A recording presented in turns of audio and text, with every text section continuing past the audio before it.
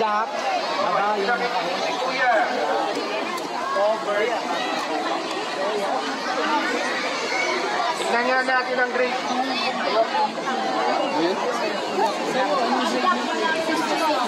Wala tokok sa ulo. Wala mo ng notebook sa ulo mga kuya.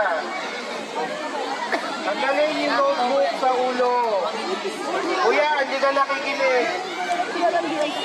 Makinig sa akin. Okay. Stop! Cover!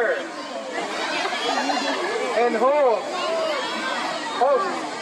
Yan. Plak-plak dati. Okay, ulit tayo dito ulit. Ayusin na kuya, kayo pinakamalalaki dito. Okay, stop! Cover! And hold.